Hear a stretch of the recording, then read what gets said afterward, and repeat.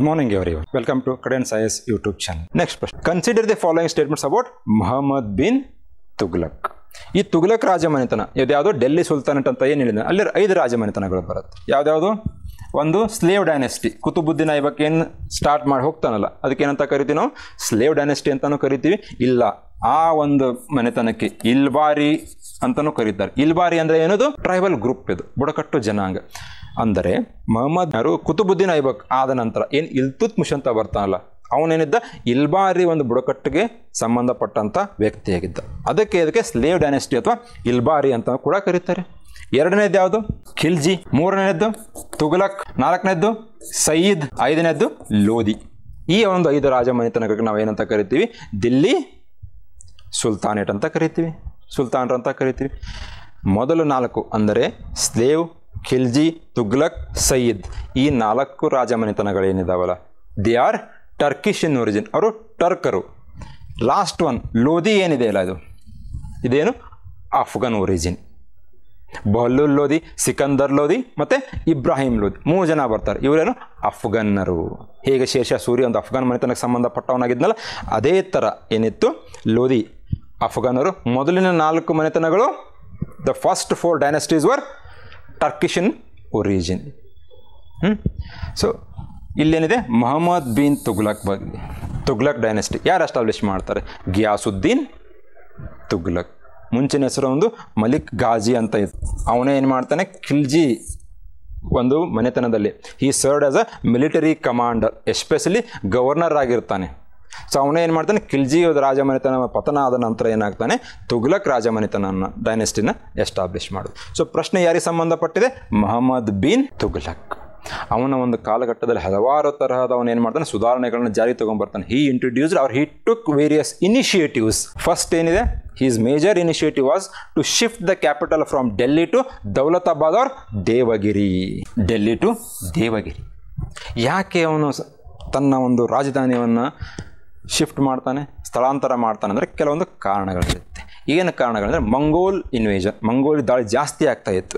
Especially ಅಲ್ಲಿ ಖೈಬರ್ ಮತ್ತು Bolan pass, Bharat ವಾಯುವ್ಯ ಗಡಿಭಾಗ ಅಂತ ನಾವೇನು ಕರಿತೀವಿ, ಅಲೆಕ್ಸಾಂಡರ್ ಬಂದಿನಲ್ಲ ಅದೇ ಒಂದು ದಾರಿಯಲ್ಲಿ ಏನು ಮಾಡ್ತಾಯಿದ್ರು ಮಂಗೋಲರ ದಾಳಿ ಜಾಸ್ತಿ ಆಗ್ತಾ ಇತ್ತು. ಇನ್ ಕೇಸ್ ಅವ್ರು ಏನಾದರೂ ಖೈಬರ್ ಪಾಸು ಮತ್ತು ಬೋಲನ್ ಪಾಸ್ ಅಂತ ನಾವೇನು ಕರಿತೀವಲ್ಲ ಅದನ್ನು ದಾಟಿ ಬಂದರೆ ಎಲ್ಲಿ ಬರ್ತಾರೆ ಅವರು? ಡೈರೆಕ್ಟಾಗಿ ಡೆಲ್ಲಿಗೆ ಬರುವಂಥ ಚಾನ್ಸಸ್ ಜಾಸ್ತಿ ಇರುತ್ತೆ. ಸೊ ಇನ್ ಕೇಸ್ ನಾನೇನಾದರೂ ರಾಜಧಾನಿಯನ್ನು ಡೆಲ್ಲಿಯಿಂದ ದೌಲತಾಬಾದ್ ಅಂದರೆ ಸೆಂಟ್ರಲ್ ಇಂಡಿಯಾ ಅಲ್ಲಿಗೆ ಶಿಫ್ಟ್ ಮಾಡಿದ್ರೆ ಏನಾಗುತ್ತೆ ನನ್ನ ಕ್ಯಾಪಿಟಲ್, ನನ್ನ ರಾಜಧಾನಿ ಸೇಫ್ ಆಗೋ ಚಾನ್ಸಸ್ ಜಾಸ್ತಿ ಇರುತ್ತೆ. ಸೊ ಅದಕ್ಕೆ ಅವನೇನು ಮಾಡ್ತಾನೆ ಇವಾಗ ದಿಲ್ಲಿಯಿಂದ ಹಿಡಿದು ದೇವಗಿರಿಗೆ ತನ್ನ ರಾಜಧಾನಿಯನ್ನು ಸ್ಥಳಾಂತರ ಮಾಡ್ತಾನೆ. He shifted the capital from Delhi to Devagiri or Daulatabad because of the invasions of the ಮಂಗೋಲರ ದಾಳಿಯಿಂದ. ಒಂದು ಕಾರಣ. ಇನ್ನೊಂದು ಚಿಕ್ಕ ಕಾರಣ ಕೂಡ ಇರುತ್ತೆ. ಏನಿರುತ್ತೆ? ವಾಟರ್ ಕ್ರೈಸಿಸ್, ನೀರಿನ ಅಭಾವ ಆಗಿರುತ್ತೆ ಅಲ್ಲಿ ದಿಲ್ಲಿಯಲ್ಲಿ, ಅದು ಒಂದು ಕಾರಣ ಕೂಡ ಇರುತ್ತೆ. ಸೊ ಅದಕ್ಕೆ ಅವನು ಏನು ಮಾಡಿದೆ ಶಿಫ್ಟ್ ಮಾಡ್ತಾನೆ. ಇದು ಒಂದಾಯಿತು. ಎರಡನೇದೇನಿರುತ್ತೆ ಅಂದರೆ ಒಂದು ಕ್ಯಾಪಿಟಲ್ ಶಿಫ್ಟ್ ಮಾಡಿದ. ಇನ್ನೊಂದು ಖುರಾಸಾನ್ ಎಕ್ಸ್ಪಿಡಿಷನ್ ಅಂದರೆ ಪ್ರೆಸೆಂಟ್ ಡೇ ಇರಾಕ್ ವಶಪಡಿಸ್ಕೊಂಡು ತನ್ನ ಒಂದು ಸಾಮ್ರಾಜ್ಯವನ್ನು ವಿಸ್ತರಣೆ ಮಾಡಬೇಕಂತ ಮಾಡಿರ್ತಾನೆ. ಅದಕ್ಕೋಸ್ಕರ ಅವನು ಏನು ಮಾಡ್ತಾನೆ ಒಂದು ಪ್ರಬಲವಾದ ಸೈನ್ಯವನ್ನು ಕಟ್ತಾನೆ. ಹಿ ಎಸ್ಟಾಬ್ಲಿಷ್ಡ್ ಆರ್ಮಿ. ಆ ಒಂದು ಸೇನೆಗೆ ಅವನೇನು ಮಾಡಿರ್ತಾನೆ ಅಡ್ವಾನ್ಸ್ ಆಗಿ ಸ್ಯಾಲ್ರಿ ಕೊಟ್ಬಿಡ್ತಾನೆ. ಆದರೆ ಅಲ್ಲಿ ಖುರಾಸನ್ದಲ್ಲಿ ಏನಾಗುತ್ತೆ 1 ವರ್ಷ 2 ವರ್ಷ ಮುಂಚೆನೇ ಸ್ಯಾಲ್ರಿ ಕೊಟ್ಬಿಡ್ತಾನೆ. ಖುರಾಸನ್ದಲ್ಲಿ ಇನ್ನೊಂದು ಯಾವುದೋ ಒಂದು ಮೇಜರ್ ಎಂಪೈರ್ ಎಸ್ಟಾಬ್ಲಿಷ್ ಆಗಿಬಿಡುತ್ತೆ. ಹಾಗಾಗಿ ಅವನು ಏನು ಮಾಡ್ತಾನೆ ಈ ಖುರಾಸಾನ್ ಎಕ್ಸ್ಪಿಡಿಷನ್ ಏನು ಮಾಡ್ತಾನೆ ಕ್ಯಾನ್ಸಲ್ ಮಾಡಿಬಿಡ್ತಾನೆ. ಸ್ಯಾಲ್ರಿ ಇವಾಗ ಅಡ್ವಾನ್ಸ್ ಆಗಿ ಕೊಟ್ಟಿದ್ದೀರಿ, ಸೊ ಅವ್ರೇನಾದ್ರು ವಾಪಸ್ ಕೊಡ್ತಾರೆ ಸ್ಯಾಲ್ರಿನ? ಇಲ್ಲ. ಇದರಿಂದ ಏನಾಯಿತು ಆರ್ಥಿಕ ವ್ಯವಸ್ಥೆ ಮೇಲೆ ಒಂದು ನೆಗೆಟಿವ್ ಇಂಪ್ಯಾಕ್ಟ್ ಆಗಿರುತ್ತೆ. So it impacted negatively on the economic aspects of the Delhi ಸುಲ್ತಾನೇಟ್. ಇದು ಎರಡನೇದು. ಮೂರನೇದೇನಿರುತ್ತೆ ಕರಾಚಿಲ್ ಎಕ್ಸ್ಪಿಡಿಷನ್ ಅಂದರೆ ಪ್ರೆಸೆಂಟ್ ಡೇ ಕುಮಾಹಿನ್ಸ್ ಅಂತ ನಾವೇನು ಕರಿತೀವಲ್ಲ ಅಸ್ಸಾಮು ಅದನ್ನೆಲ್ಲ ವಶಪಡಿಸ್ಕೋಬೇಕು ಮಾಡಿರ್ತಾನೆ. ಅದೇ ಥರ ಕೂಡ ಏನಾಗುತ್ತೆ ಈ ಕರಾಚಿಲ್ ಎಕ್ಸ್ಪಿಡಿಷನ್ ಕೂಡ ಫೇಲ್ ಆಗುತ್ತೆ. ಇದರಿಂದ ಮತ್ತೆ ಏನಾಗುತ್ತೆ ಸ್ಟೇಟ್ ಟ್ರೆಜರಿ ಮೇಲೆ ನೆಗೆಟಿವ್ ಇಂಪ್ಯಾಕ್ಟ್ ಆಯಿತು. ಇವಾಗ ಸ್ಟೇಟ್ ಟ್ರೆಜರಿ ಖಾಲಿ ಆಗ್ತಾ ಹೋಗ್ತಾ ಇದೆ. ಸೊ ಇದನ್ನು ನಾನು ಏನಾದರೂ ಮಾಡಿ ವಾಪಸ್ ತುಂಬಿಸ್ಬೇಕಲ್ಲ, ಅದಕ್ಕೆ ಅವನು ಏನು ಮಾಡ್ತಾನೆ ಇವಾಗ ಎಸ್ಪೆಷಲಿ ಗಂಗಾ ಮತ್ತು ಯಮುನಾ ದ್ವಾಬಲ್ಲಿ ಟ್ಯಾಕ್ಸ್ನ ಏನು ಮಾಡ್ತಾನೆ ಇನ್ಕ್ರೀಸ್ ಮಾಡಿಬಿಡ್ತಾನೆ. ಜನರ ಮೇಲೆ ಹೆಚ್ಚಿನ ತೆರಿಗೆಯನ್ನು, ಇದು 4ನೇದಿರುತ್ತೆ. ಜನರ ಮೇಲೆ ಯಾವಾಗ ಅವನು ಹೆಚ್ಚಿನ ತೆರಿಗೆಯನ್ನು ವಿಧಿಸ್ತಾನಲ್ಲ ಅವ ಜನರು ಏನು ಮಾಡ್ತಾರೆ ಮೊಹಮ್ಮದ್ ಬಿನ್ ತುಘಲಕ್ ವಿರುದ್ಧ ದಂಗೆಯನ್ನು ಎದ್ಬಿಡ್ತಾರೆ. 4ನೇದು. 5ನೇದೇನು ಟೋಕನ್ ಕರೆನ್ಸಿ. ಆಲ್ರೆಡಿ ಚೈನಾದಲ್ಲಿ ಯೂಸ್ ಮಾಡ್ತಾ ಇದ್ರು ಇದನ್ನು. ಏನು ಹೇಳ್ತಾನೆ ಅವನು? ನಾನು ನಿಮ್ಮ ಕಾಪರ್ ಕಾಯಿನ್ಸ್ನ ಕೊಡ್ತೀನಿ, ನೀವು ನನಗೆ ವಾಪಸ್ ಅದ್ರ ಬದಲು ನೀವೇನು ಕೊಡಬೇಕು, ನಿಮ್ಮಲ್ಲಿದ್ದಂಥ ಗೋಲ್ಡ್ ಕಾಯಿನ್ಸ್ ಮತ್ತು ಸಿಲ್ವರ್ ಕಾಯಿನ್ಸ್ನ ತಂದು ಕೊಡಿ, ಕಾಪರ್ ಕಾಯಿನ್ಸ್ನ ತೊಗೊಂಡೋಗಿ ಇನ್ಮೇಲೆ ಅವೇ ಚಲಾವಣೆಯಲ್ಲಿರುತ್ತೆ ಅಂತ ಆರ್ಡರ್ ಮಾಡ್ತಾನೆ.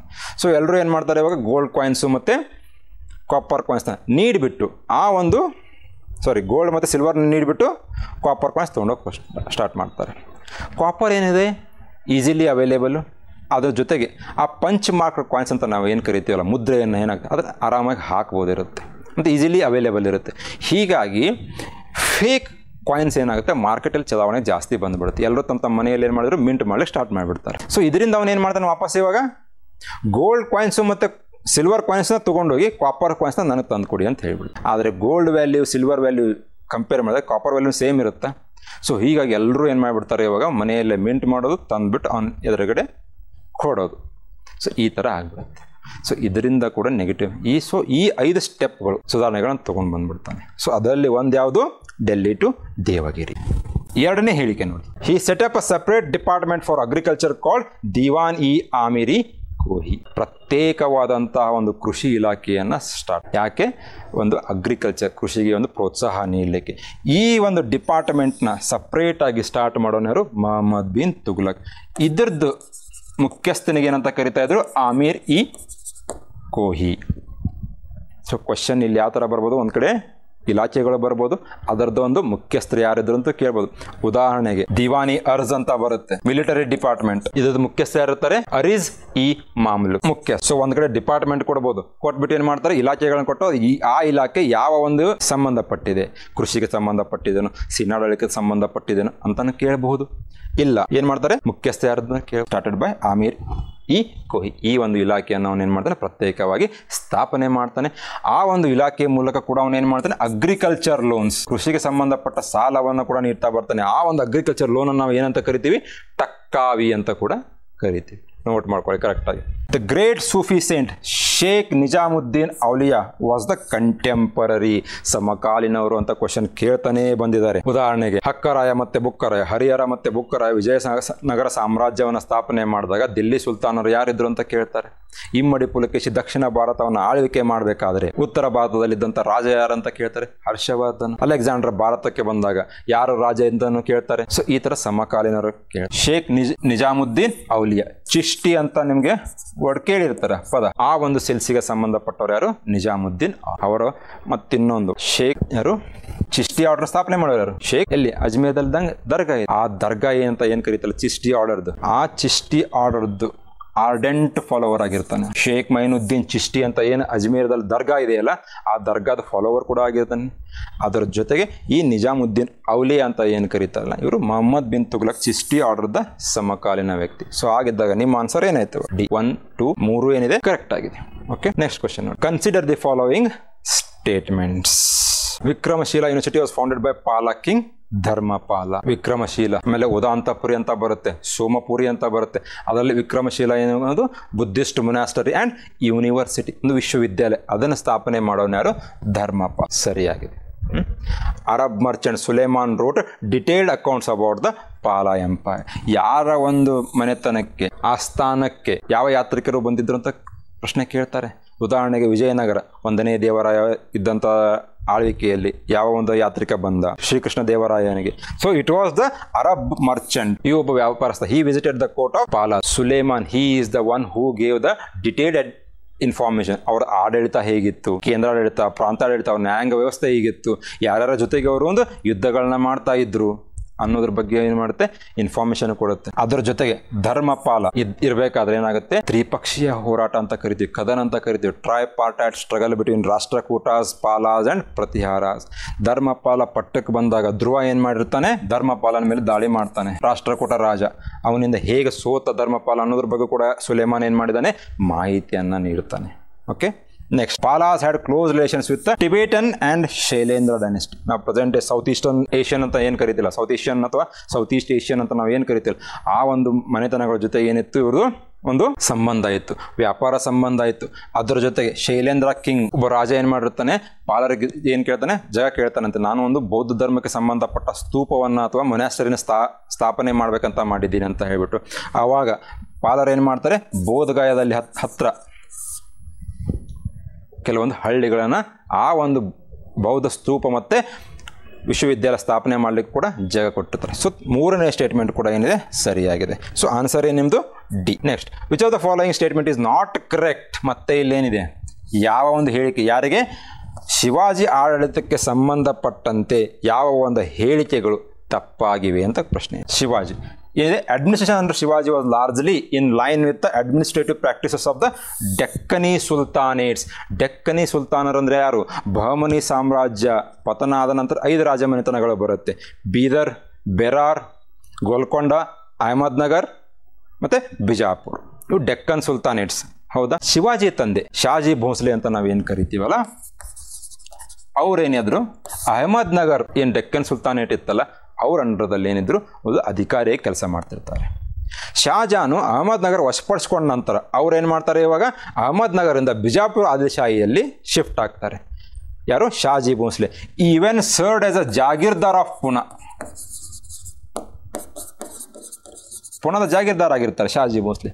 ಸೊ ಯಾವ ಒಬ್ಬ ವ್ಯಕ್ತಿ ಯಾವುದೇ ಒಂದು ರಾಜಮನೆತನ ಇರ್ಬೋದು, ರಾಜ್ಯದಲ್ಲಿ ಏನು ಕೆಲಸ ಮಾಡ್ತಾ ಇದ್ದಾರಲ್ಲ, ಅವರು ಆ ಒಂದು ರಾಜಮನೆತನ ಪತನ ಆದ ನಂತರ ತಮ್ಮ ಒಂದು ಸ್ವತಂತ್ರವಾದ ರಾಜ್ಯವನ್ನು ಸ್ಥಾಪನೆ ಮಾಡ್ತಾರಲ್ಲ, ಅವರ ಆಡಳಿತ ಇರ್ಬೋದು, ಅವರ ನ್ಯಾಯಾಂಗ ವ್ಯವಸ್ಥೆ ಇರ್ಬೋದು, ಅದನ್ನೇ ಫಾಲೋ ಮಾಡ್ತಾ ಬರ್ತಾರೆ. ಉದಾಹರಣೆಗೆ ಬಾದಾಮಿ ಚಾಲುಕ್ಯರು ಪತನ ಆದ ನಂತರ ರಾಷ್ಟ್ರಕೂಟರು ಬರ್ತಾರೆ. Rashtrakuta followed the administrative steps of Badami Chalukya. So ಇದೇ ಥರ ಏನಾಯ್ತು ಇವಾಗ administration under Shivaji. So Shivaji ತಂದೆ ಕೂಡ ಏನಾಗಿದೆ, ಜಾಗೀರ್ದಾರ್ ಆಗಿರ್ತಾರೆ. ಶಾಜಿ ತೀರ್ಕೊಂಡ ನಂತರ Shivaji also served as a jagirdar of Pune. So ಹೀಗಾಗಿ ಶಿವಾಜಿ ಆಡಳಿತವು ಏನಿತ್ತು, ಡೆಕ್ಕನ್ ಸುಲ್ತಾನೇಟ್ ತಾವೇನು ಕರೀತೆ ಅದರ ಒಂದು ಆಧಾರದ ಮೇಲೆ ಅವರ ಒಂದು ಆಡಳಿತ ವ್ಯವಸ್ಥೆಯನ್ನು ಸ್ಥಾಪನೆ ಮಾಡಿರ್ತಾರೆ. ಸೊ ಒಂದನೇ ಸ್ಟೇಟ್ಮೆಂಟ್ ಏನಿದೆ ಕರೆಕ್ಟ್ ಆಗಿದೆ. ನಮಗೇನು ಬೇಕು ಇವಾಗ, ತಪ್ಪಾದ ಹೇಳಿಕೆ ಬೇಕು. He appointed council of ministers to advise him in the matters of the state. Ashtapradhan ಅಂತ ಕರಿತೀವಿ ನಾವು ಅವರಿಗೆ. ಅಷ್ಟ ಅಂದರೆ ಎಷ್ಟು, 8. ಪ್ರಧಾನ ಅಂದರೆ ಮಿನಿಸ್ಟರ್ಸ್, 8 ಜನ ಪೇಶ್ವಾ ಇರ್ಬೋದು, ಸೇನಾಪತಿ ಇರ್ಬೋದು, ಆ ಥರ 8 ಜನ ಏನಿತ್ತು ಕೌನ್ಸಿಲ್ ಆಫ್ ಮಿನಿಸ್ಟರ್, ಮಂತ್ರಿ ಪರಿಷತ್ ಅಂತ ಇರುತ್ತೆ. ಸೊ ಎರಡನೇ ಸ್ಟೇಟ್ಮೆಂಟ್ ಕೂಡ ಕರೆಕ್ಟ್ ಆಗಿದೆ. ಮೂರನೇ ಸ್ಟೇಟ್ಮೆಂಟ್ ನೋಡಿ, he abolished the zamindari or Deshmukhi system.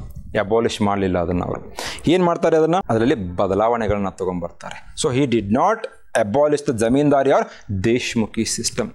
ಅಂದರೆ ಇವಾಗ ಯಾವುದೇ ಒಂದು ರಾಜಮನೆತನದಲ್ಲಿ ಅಧಿಕಾರಿಗಳು ಕೆಲಸ ಮಾಡ್ತಾ ಇದ್ರಲ್ಲ, ಅವ್ರಿಗೆ ನೀವು ಹೇಗೆ ಸಂಬಳ ಕೊಡ್ತಾ ಇದ್ರು, ಅವರು ಯಾವುದೇ ಒಂದು ಭೂಮಿಯನ್ನು ನೀಡ್ತಾ ಇದ್ರು, ಆ ಭೂಮಿಯಿಂದ ಬರ್ತಕ್ಕಂಥ ಕಂದಾಯ ರೆವೆನ್ಯೂ ಅಂತ ಏನಿರುತ್ತಲ್ಲ ಅವ್ರದ್ದು ಸ್ಯಾಲರಿ. ಸೊ ಆ ಒಂದು ವ್ಯವಸ್ಥೆಯಲ್ಲಿ ಶಿವಾಜಿ ಬದಲಾವಣೆಗಳನ್ನ ಮಾಡ್ತಾರೆ. ಯಾವ ಥರ ಬದಲಾವಣೆಗಳನ್ನ ಮಾಡ್ತಾರೆ ಅಂದರೆ, ಜಾಗೀರ್ ಅಂತ ಏನು ಕೊಡ್ತಾ ಇದ್ರು, ಜಾಗೀರ್ ಅಂದರೆ ಏನು, ಭೂಮಿ. ಆ ಕೊಡೋದನ್ನು ಏನು ಮಾಡ್ತಾರೆ, ಇವಾಗ ಕಡಿಮೆ ಮಾಡ್ತಾರೆ. ಮಾಡಿಬಿಟ್ಟು ರಾಜ್ಯದಲ್ಲಿದ್ದ ಭೂಮಿ ಏನಿದೆ ಅವರ ಒಂದು ಸ್ವಂತ ಆಡಳಿತಕ್ಕೆ, ಅಂದರೆ ಶಿವಾಜಿ ಅಂಡರ್ದಲ್ಲಿ ಡೈರೆಕ್ಟ್ ಬರಬೇಕದು. ಜಾಗೀರ್ದಾರ್ ಕೊಟ್ಟರೆ ಏನು, ಜಾಗೀರ್ ಕೊಟ್ಟರೆ ಏನಾಗಿರುತ್ತೆ, ಅವ್ರು ಎಷ್ಟು ಟ್ಯಾಕ್ಸ್ ಕೊಡ್ತಾರೋ ಏನೋ ಕರೆಕ್ಟಾಗಿ ಇನ್ಫಾರ್ಮೇಷನ್ ಸಿಗೋದಿಲ್ಲ. ಅದಕ್ಕೆ ಅವ್ರು ಏನು ಮಾಡ್ತಾರೆ, ಈ ಒಂದು ಬದಲಾವಣೆಗಳನ್ನ ತೊಗೊಂಬರ್ತಾರೆ. So he did not abolish the zamindari system, but he brought the reforms in the zamindari system. So ಹಾಗಾಗಿ ಏನಾಯ್ತು, ಇದು ತಪ್ಪಾಯಿತು.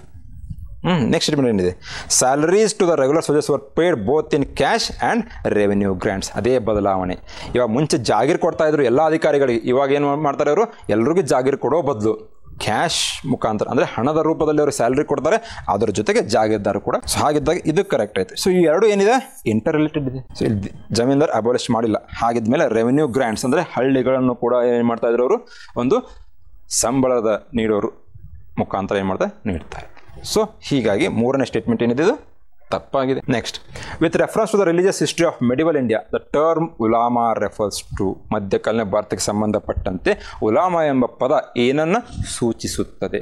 ಸೊ ಏನ್ಸಿಯಂಟು ಮತ್ತು ಮೆಡಿವಲಲ್ಲಿ ಈ ಥರ ಕ್ವಶನ್ಸ್ ಬರೋ ಚಾನ್ಸಸ್ ಏನಿರುತ್ತೆ, ಜಾಸ್ತಿ ಇರುತ್ತೆ. ಆ ಕಲೆಕ್ಷನ್ ಆಫ್ ಕಾನ್ವರ್ಸೇಷನ್ಸ್ ಆಫ್ ಸೂಫಿಸಿಯಂಟ್. ಸೂಫಿ ಸಂತರು ಮಾಡಿದಂತಹ ಏನು ಕಾನ್ವರ್ಸೇಷನ್ಸ್ ಏನು ಕರೀತಾರೆ, ಮಾತುಕತೆ, ಅದಲ್ಲ. ಬಯೋಗ್ರಾಫಿಕಲ್ ಅಕೌಂಟ್ಸ್ ಆಫ್ ಸೂಫಿಸಿಯಂಟ್ಸ್, ಅದು ಬಯೋಗ್ರಫಿನೂ ಅಲ್ಲ. Muslim priests who renounce the socio political life. ಸಾಮಾಜಿಕ ರಾಜಕೀಯ ವ್ಯವಸ್ಥೆ ನೀಡಿದಂಥ ಮುಸ್ಲಿಂ ಪ್ರೀಸ್ಟ್ಸ್. ಸೊ ಹೇಳಲಿಕ್ಕಾಗೋದಿಲ್ಲ, ಯಾಕಂದರೆ ಸೂಫಿ ಸಂತರಲ್ಲಿ ಏನು ಮಾಡ್ತಾರೆ, ಇವಾಗ ಚಿಷ್ಟಿ ಅಂತ ಒಂದು ಸಿಲ್ಸಿಲಾ ಬರುತ್ತೆ, ಸುಹರ್ವರ್ದಿ ಅಂತ ಇರುತ್ತೆ. ಚಿಷ್ಟಿ ಸೂಫಿ ಸಂತರು ಏನಾಗಿದ್ದರು, ಸಾಮಾಜಿಕ ಮತ್ತು ರಾಜಕೀಯ ವ್ಯವಸ್ಥೆ ದೂರ ಇರ್ತಾರೆ. ಆದರೆ ಸುಹರ್ವರ್ದಿ ಅವರು ಏನು ಮಾಡಿದರು, they actively participated in the politics. ಹಾಗಿದ್ದಾಗ ಇದು ಕೂಡ ಏನಾಯ್ತು, ನಿಮಗೆ ಎಲಿಮಿನೇಟ್ ಆಗುತ್ತೆ. Scholars of Islamic studies and advisors to the Muslim rulers. ಆವಾಗಲೇ ನಿಮ್ಮ ಸ್ಟೇಟ್ಮೆಂಟ್ ಇತ್ತು ನೋಡಿದ್ರೆ, ಏನಂತ, ಮುಸ್ಲಿಂ ಲಾ, ಶರಿಯಾ ಲಾ ಅಂತ ಏನು ಕರಿತಿಲ್ಲ, ಅದನ್ನು ನೋಡ್ಕೊಳ್ತಾ ಇದ್ದವ್ರು ಯಾರು, ಖಾಜೀಸ್. ಸೊ ಮುಸ್ಲಿಮ್ಸ್ ಏನಾದರೂ ಕೇಸ್ ತೊಗೊಂಬಂದರೆ ಆ ಒಂದು ಆಧಾರದ ಮೇಲೆ ಶರಿಯಾ ಆಧಾರದ ಮೇಲೆ ಏನು ಮಾಡ್ತಾಯಿದ್ರು, ನ್ಯಾಯವನ್ನು ನೀಡ್ತಾ ಬರ್ತಾರೆ. ಅವರೇ ಯಾರು? ಸ್ಕಾಲರ್ಸ್. ಸೊ ಉಲಾಮಾ ಅಂದರೆ ಏನು? ನೋಬಲ್ಸ್ ಅಂತ ಕರಿತೀವಿ ನಾವು. ತುರ್ಕನಿ ಚಹಲ್ಗಾಣಿ ಅಂತ ಕರೀತಾರೆ. Group of 40 nobles. ಅವ್ರು ಏನು ಮಾಡ್ತಾಯಿದ್ರು, ಆ ಒಂದು ಇಸ್ಲಾಮಿಕ್ ಸ್ಟಡೀಸ್ ಆಗಿರ್ಬೋದು ಮತ್ತು ಆ ರಾಜನಿಗೆ ದಿನನಿತ್ಯದ ಒಂದು ಕಾರ್ಯಚಟುವಟಿಕೆಗಳು ಏನು ಮಾಡ್ತಾಯಿದ್ರೆ ಸಲಹೆಯನ್ನು ನೀಡ್ತಾಯಿದ್ರು. So in the day to day activities or the administration these ulama use to aid and advise the king. Means they are the scholars and advisors to the king. Next, which of the following temples are associated with Jainism? ಜೈನ ಧರ್ಮಕ್ಕೆ ಸಂಬಂಧಪಟ್ಟಂತೆ ಏನಿದೆ, ಯಾವ ದೇವಾಲಯ ಸಮರ್ಪಿತವಾಗಿದೆ ಜೈನ ಧರ್ಮಕ್ಕೆ? Parshvanath temple, Khajuraho. ಅಲ್ಲಿ ನೀವೇನು ಇವಾಗ ಇದು ನೋಡಿದ್ರಲ್ಲ, ಕಳಿಂಗ ಆರ್ಕಿಟೆಕ್ಚರಲ್ ಅಂತ ಹೇಳ್ಬಿಟ್ಟು, ರೇಖಾಪಿಡಿಯಾ ಅಂತ ಹೇಳ್ಬಿಟ್ಟು, ಅದೇ ಯಾವುದು? ಖಜುರಾಹೋ. ಚಂಡೇಲ ರಾಜಮನೆತನಕ್ಕೆ ಸಂಬಂಧಪಟ್ಟದ್ದು Khajuraho. Which of the following temples associated with Jainism? ಅದಾದಮೇಲೆ Dilwara temple, mount Abu. Dilwara temple, mount Abu, ಇದು ಜೈನ ಧರ್ಮಕ್ಕೆ ಸಂಬಂಧಪಟ್ಟಿದ್ದು. ಇಲ್ಲಿ ಆಲ್ರೆಡಿ ನಿಮ್ಮ ಟೆಂಪಲ್ಲೇ ಹೇಳಿದ್ದಾರೆ ಅವರು, ಪಾರ್ಶ್ವನಾಥ ಅಂತ ಹೇಳ್ಬಿಟ್ಟು, which was the one of the Jain tirthankara. ಇಲ್ಲಿ ಐಡೆಂಟಿಫೈ ಆಯಿತು. ಮೌಂಟ್ ಅಬು, ದಿಲ್ವಾರ ಟೆಂಪಲ್ಸ್ 5 ಬರುತ್ತೆ, ವಿಮಲ್ ವಾಶಿ ಅಂತ ಹೇಳ್ಬಿಟ್ಟು. ಸೊ ಆ ಜೈನ್ ಟೆಂಪಲ್ಸ್ ಕಂಪ್ಲೀಟ್ಲಿ ಏನು constructed using white marble. Mount Abu. Sure temple, Mahabalipuram. Sure temple ಯಾರು? ಚೋಳರು ನಿರ್ಮಾಣ ಮಾಡಿ. ಚೋಳರು ಯಾವ ದೇವರಿಗೆ ಅರ್ಪಿತ ಆಗಿತ್ತು? ಹಿಂದೂ ಧರ್ಮಕ್ಕೆ ಜಾಸ್ತಿ ಅವರು ಅರ್ಪಿತವಾಗಿತ್ತು. ಸೊ ಹೀಗಾಗಿ ಶೋರ್ ಟೆಂಪಲ್ ಎಲಿಮಿನೇಟ್ ಮಾಡಿ, 1 and 2 ಓನ್ಲಿ.